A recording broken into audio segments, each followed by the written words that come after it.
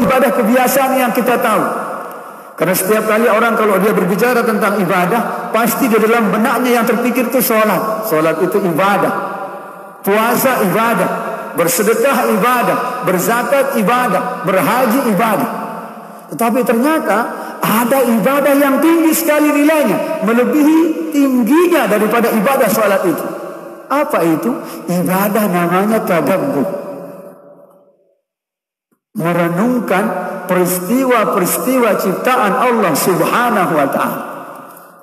Tadi dibacakan kepada kita, inna fi khalqis samawati wal ard wa ikhtilafil laili wan nahar la ayatin liulil albab alladzina yadhkuruna Allaha qiyaman wa qu'udan wa 'ala junubihim wa yatafakkaruna fi khalqis samawati wal ard rabbana ma khalaqta hadha batila subhanaka faqina adzabannar. Apa pelajaran? Sesuatu yang berkurang di kita. Kita di saat dunia mulai menua, malah kita berlomba-lomba untuk membesarkan fisik kita, berlomba-lomba untuk menguatkan dan meninggikan bangunan kita. Padahal secara sunnatullah dan sebagaimana juga yang dikatakan oleh baginda kita Rasul sallallahu alaihi wasallam, semakin akhir dunia itu apa yang terjadi? Biasanya peristiwa alam itu semakin banyak, gempa bumi semakin sering. Maka yang biasa rumahnya tinggi-tinggi seperti saya ini, berhati-hati, gempa bumi sedang mengintai, akan semakin dekat datang. Peristiwa alam begitu. Persis seperti yang disabdakan oleh baginda kita Rasulullah sallallahu alaihi wasallam ketika beliau ditanya oleh malaikat Jibril, "Mata sa'ah?" Wahai Rasulullah, kapan itu kiamat? Rasul sallallahu alaihi wasallam dalam hadis itu kemudian menjawab, "Mal mas'ulu anha bi'a'lama minas sa'il." Orang yang ditanya tidak lebih tahu daripada yang bertanya. Sebuah kalimat metafor yang sangat tinggi, balaghah yang sangat tinggi. Orang yang ditanya, yakni baginda Rasul SAW, tidak lebih tahu daripada Jibril yang bertanya. Karena sebelumnya Jibril selalu membenarkan setiap jawaban baginda Rasul. Kemudian malaikat Jibril mengubah arah pembicaraan, mengubah arah pertanyaan. Wa ma imaratu? Akhbirni an imaratiha. Beritahukan saya tentang tanda-tanda kiamat itu. Di antara tanda-tanda kiamat itu adalah wa antaral hufatal urata yatatawaluna fil bunyan.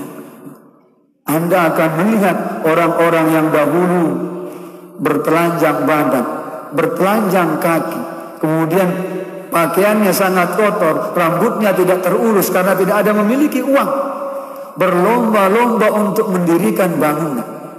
Kontras dengan yang disabdakan oleh Nabi SAW bahwa di akhir zaman itu akan banyak terjadi namanya peristiwa-peristiwa alam yang justru akan menghancurkan bangunan-bangunan kita yang tinggi. Maka pelajaran yang paling utama adalah yang kita pelajari pada malam hari ini adalah satu di antaranya, cepatnya datang gerhana itu menunjukkan dunia ini semakin tua. Karena dunia ini semakin tua, merugilah orang yang membangun fisiknya tetapi mengosongkan pikiran, mengosongkan hatinya. Sebab apa? Ibadah yang paling tinggi itu adalah ibadah yang bernama hati, yang namanya tadabbur. Sering para ulama itu mengatakan tadabbur sa'ah khairun min ibadati sana. Berpikir sesaat saja tentang ciptaan Allah itu jauh lebih utama daripada beribadah sepanjang tahun.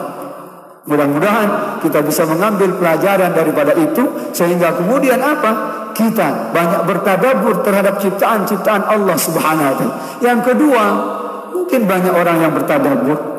Orang-orang barat banyak bertadabbur, tetapi tadabbur mereka tidak bertujuan untuk beribadah, untuk mendapatkan, mengeksplorasi alam, untuk mendapatkan kekayaan.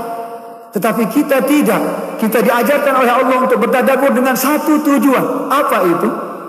Tujuannya adalah kita berucap, Rabbana ma khalaqta hadza batila subhanaka faqina adzabannar. Apa artinya itu? Tuhan, sungguh Engkau tidak menciptakan setiap ciptaanmu itu dengan sia-sia. Di dalam setiap ciptaan Allah Subhanahu wa taala, di situ terdapat hikmah yang luar biasa. Hikmah yang luar biasa. Jikalau kita semakin berpikir tentangnya, niscaya kita akan semakin membesarkan Allah Subhanahu wa taala dan mengecilkan diri kita. Ini terkadang kita karena kebanggaan kita beramal, kadang kita lupa bahwa yang membuat kita beramal itu adalah Allah Subhanahu wa ta'ala. Kita besarkan diri kita dan terkadang kita kecilkan Allah Subhanahu wa ta'ala. Kenapa? Sebab kita menganggap amal kita adalah segala-galanya. Tidak. Rabbana ma khalaqta hadza batila. Allah dengan tadabbur itu menyuruh kita untuk melihat setiap ciptaan Allah Subhanahu wa ta'ala sebagaimana Allah memandang mereka. Memandang mereka penuh dengan kasih sayang, memuliakan mereka, menghormati mereka. Sehingga apa? Sebab setiap kali mereka melihat kita, mereka akan melihat tanda kebesaran Allah Subhanahu wa ta'ala. Tahukah kita, kalau misalkan besok ketika kita mati, tetangga kita yang Hindu itu bertanya kepada kita, kenapa kamu tidak masuk Islam? Apa katanya orang Bali ini? Orang Pesinggahan tidak pernah ngajak saya masuk Islam. Apa mau kita jawab? Ini dosa besar. Inilah kewajiban kita dengan ucapan kita, dengan perilaku kita, dengan akhlak kita. Kita berdakwah kepada Allah Subhanahu wa ta'ala sehingga membuat setiap orang itu semakin mendekat dengan Allah Subhanahu wa ta'ala. Semoga